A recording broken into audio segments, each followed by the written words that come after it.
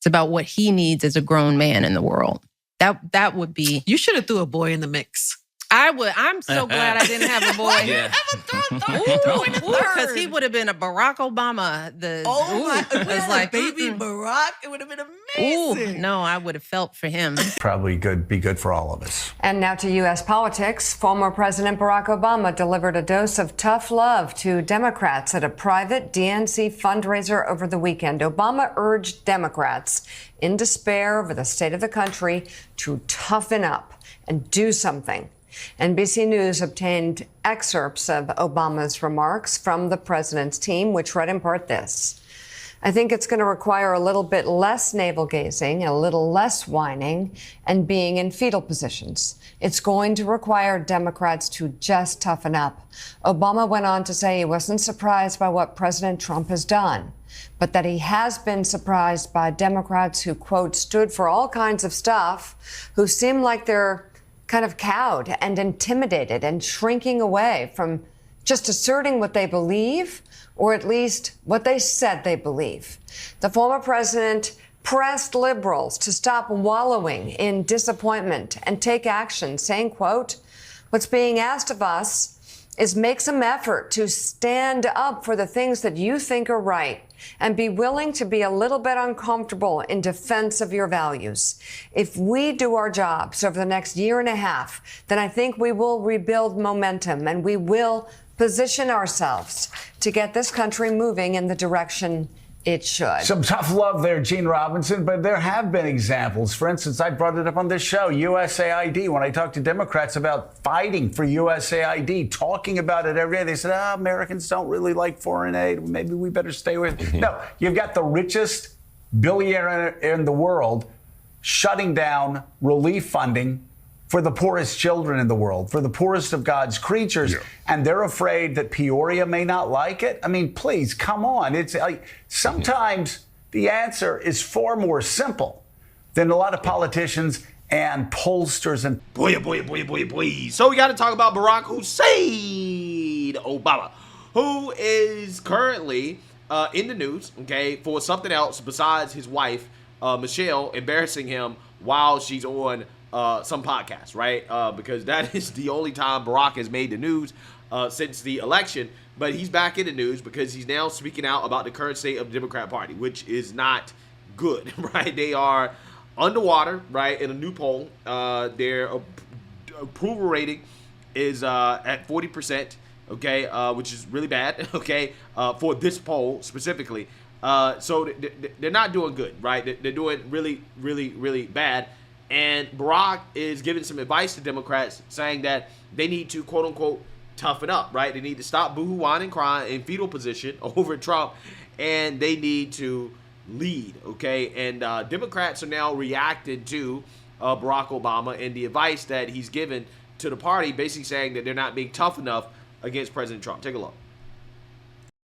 Former President Barack Obama issuing, well, frankly, a blunt message to Democrats. Toughen up. At a private fundraiser in New Jersey. The former president issuing a call to action, telling Democrats frustrated with leadership under President Trump to stand up, saying what's required is, quote, a little bit less navel-gazing and a little less whining and being in fetal positions. What's needed now is courage. Obama going on to chide voters, saying, quote, stop looking for the Messiah. You have great candidates running races right now. Support those candidates. But warning those candidates, they need to deliver for people. Saying, you want to deliver for people and make their lives better? You got to figure out how to do it. With me now, the two-time Democratic nominee for governor of Georgia, Stacey Abrams. She's the author of the new novel, Coded Justice, available in stores tomorrow. Now, Stacey, I want to get to your latest fabulous novel in just a moment. But first, what is your response to former President Barack Obama's quite blunt message to Democrats, talking about getting out of the fetal position? Is that how you would describe the state of the Democratic Party right now? I think people are trying to grapple with the unraveling of what we have assumed for a very long time was a nation impervious to the type of autocracy and authoritarian regime that we see unfolding in front of us. But I think the response is in line with President Obama, which is that we've got to take action. We can't simply react. We have to lead. And that means not just those who are elected officials or those who are party officials. It's anyone who shares our values, anyone who believes in fairness and opportunity, who believes in dignity and in justice. We are the ones who have to take leadership and ownership of this moment. We've got to show that democracy can deliver, but that doesn't just mean those who are in elected office. It means anyone who sees a neighbor in need. We lead with our values, so we show up and we help. And yes, that's our job in this moment. What they want us to do with their attempt to freeze our sense of capacity, they want us to just curl into the fetal position. But what we've got to remember is that before we had money, before we had power, we had each other. And the way we get back to power, the way we save our nation from those who want to tear it apart, is that we stop waiting for someone to come and help us and we do it ourselves. Yeah, so a big old word salad for what, in my opinion, is a very obvious problem that Democrats have, which is that they don't stand for a damn thing outside of being against Trump, right? And this is why I think that Obama's advice is not really good advice. The advice that Democrats need to take really is to stand up for something besides standing against Trump, right? Democrats can't stand up for a damn thing except being against Trump, and that's the problem. It's not that they aren't tough enough against Trump. It's actually that they're too Trump deranged, and that is what is leading to them having all the problems that they're having. But until they realize that, nothing's going to change. Regardless, I want to react to this clip here of Ana Navarro not really liking what Obama said too much about Democrats not being tough enough, right? They need to stop whining and they need to do something, because this is going to result in a meltdown here from Ana Navarro after she basically tells one of her colleagues, one of her panelists, that his opinion doesn't matter because he's white, right? That's basically what she's going to do, specifically on the topic of mass deportation. So without further ado, let's go ahead and get into this. Been at the No Kings protests with a lot of Democrats, last month, a few weeks ago, there were protests in thousands of cities, millions of people out there protesting in small cities and big cities, small protests and huge protests, defying the fear, defying the reign of terror and retribution that Donald Trump is trying to impose on America. And so I think people are doing it. I don't know that this idea of let's find a messiah that leads Democrats out of the wilderness is going to work. I think he's right on that. But I see daily people rising up, amplifying the abuses that are happening under this administration and fighting back in their own ways, whether it's on social media, whether it's showing up in a protest, whether it's showing up to vote in some of these special elections. I see them doing it. No, I mean, I understand what you're saying. I think you're definitely being hyperbolic. You talk about a reign of terror. When the doomsday alarm from Democrats or from media critics is always at a 10, it doesn't hit the same on it. Also, I want to respond to you saying that I was hyperbolic when I talked about a reign of terror. Because that is hyperbolic. No, it might be hyperbolic for you as a white man. Oh, okay. It's certainly So not hyperbolic for me as a Latino. No, I'm not being racist. It's incredible to dismiss my opinion for being a white No, man. I'm not dismissing your opinion. I am telling you that what the Latino community, the brown community in America. Speak in one voice. Okay, well, let me speak with my voice. I mean, you said I was being hyperbolic. Let me respond. Racially, sure. I'm not. You being a white man as an insult? When you invoke it to dismiss my being opinion, a white man yes. as an insult? When you invoke it, Do you think Latinos are living under circumstances that other people may not be right now in this country? We're about to have a whole conversation about that very thing. But I just want to make a point that, Brad, all she's saying is that her view of the situation is different from yours. I don't think that's an insult. She basically said I'm wrong because I'm a white man. She just said I see it. No, I said I see it differently. She said I see it differently from you, which is not an insult. It's not, and it's also not a racial insult. It's also not an explanation why I'm wrong. But we have a lot more to discuss. I can't stand Abby Phillip. I can't stand this woman, right? Like,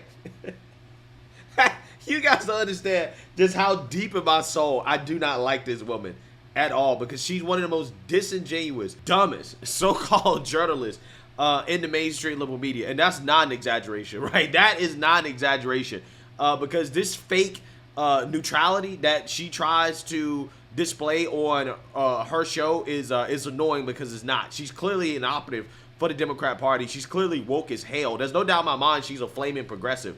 But again, what she's trying to do is that she's trying to pretend that Ana Navarro was not being racist. No, she was being racist. She was telling this guy, Brad Polumbo, that his opinion doesn't matter because he's white, right? He was correct. Ana Navarro is exaggerating. She's engaging in hyperbole when she comes out and she talks about the mass deportations that are happening. And the reason why you know this is because you have a group of individuals on the left, people are radicalized, very much radicalized, claiming that ICE is doing things that they're not doing. Like, for example, as you guys can see, obviously I'm not home. I'm on a trip. And I met some people last night from California. And we had this conversation about immigration. And when I tell you guys that these people were radicalized, they were radicalized. They legitimately believe that the mass deportations are a threat to naturalized citizens, right? People who came here to this country, got their citizenship.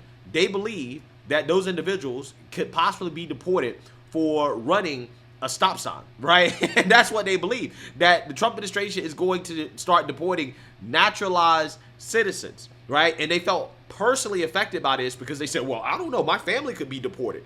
And it's like, if you're a naturalized citizen, you cannot be deported.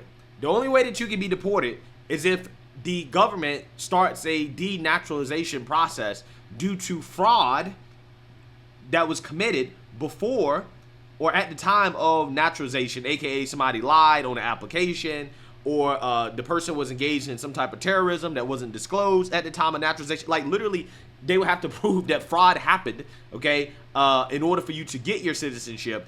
And that would have to go through a whole court process before the denaturalization would be complete. And at that point, they would still have to go through extra steps and processes in order to deport somebody who at one time was a citizen, right? Like, it just doesn't happen, right? Like, it's not a thing, right? Like, it's actually not a thing. But yet these people sincerely believe that their parents, that their family members were in danger of possibly being deported, okay? Because they've been brainwashed so badly from Democrats that are telling them, no, you don't understand. Your naturalized citizen parents, right? Your parents who've already got their citizenship, they can be deported under Trump administration, and that's not what's happening, right? It's not even close to what's happening. It's not a possibility, but that's what people believe, okay? And apparently, if you are white, you can't tell the truth and say, no, you're exaggerating about this, right? That's actually not what's happening. That the so-called reign of terror that you're talking about is just silly nonsense. It is hyperbole. No, you can't do it. You can't speak on it because you're white, right? That is what Ana Navarro was saying, aka just allow her to lie and to exaggerate about what's happening because she's Latino, and that apparently she is the voice for the Latino community, right? When she's not the only voice, okay? She's not a spokesperson for the Latino community or anything like that. There are plenty of Latinos who agree with the mass deportations, right? Who don't think that the mass deportations are a reign of terror, which again, you know, that is an opinion that somebody, regardless of your skin color or race, could articulate, and that would be factually correct. So to try to dismiss his opinion because he's white, again, shows you that Ana Navarro is in fact a racist, right? Because his opinion isn't any less valid because of his skin color, which is what she's clearly implying, and that's what she said. And that's why it's so frustrating to me to watch Abby Phillip sit here and try to defend this, because we know damn well, had Brad Polumbo told Ana Navarro, hey, you can't speak on X, Y, and Z issue because you're Latino, okay? Stay out of the white man's business, right? Let's say if he actually said stay out of the white man's business, do you think that these people will be okay with that, right? Maybe that's what white people should start doing, okay? When people start saying, oh, you can't speak on this issue because you're white, the white man should start saying, okay, cool, fine. Well, when it comes to the white man's business, they don't speak on it, right? We need you to stay out of white man's business since that's how you want to play this game, okay? We all know that if a white person said something like that, then, again, people will be pointing the finger and say, yeah, that's racist, right? You can't tell people that their opinions are less valid based off their skin color, their race, or whatever. But apparently, again, if you're a so-called black or brown person, you can tell white people, yeah, your opinion doesn't matter on mass deportations. You can't tell me that I'm exaggerating about what's happening, even though, like, factually speaking, she is exaggerating. Like, factually speaking, a vast majority of the things these people claim that are happening are not really happening. Oh, no, you can't tell me that. Again, it's nonsense. It's ridiculous. It's absolutely ridiculous. But, you know, hey, this is the Democrat Party. And this is the real problem that Barack Obama should be addressing. If he wants to keep it real, if he wants to have a come to Jesus moment with the Democrat Party, is this type of open racism against white people that is prevalent within the Democrat Party, that you hear from these pundits that are Democrats like Ana Navarro, right, who pretends to be a Republican, but she's actually a Democrat. She's definitely super liberal, okay? Yeah, when you have this type of open racism against whites, you're telling the majority of the country, yeah, we don't like you. We actually want you to be second-class citizens. We don't think that you should be able to speak on certain issues, okay? We should just allow open borders in this country. We should not enforce our immigration laws, and because you're white, you don't have a say, right? You shouldn't have a say on it. You think that's going to help Democrats win? That type of rhetoric? No, it's not going to help them win. Okay, it's going to result in Democrats continuing to lose, and then they turn around and then they boo-hoo on and cry racism because white people don't want to vote for them, while at the same time advocating for white people to become second-class citizens, right? That's what they're doing. When you're saying that you can't speak on certain subjects because you're not Latino or because you're white, that's crazy to me. It's absolutely crazy.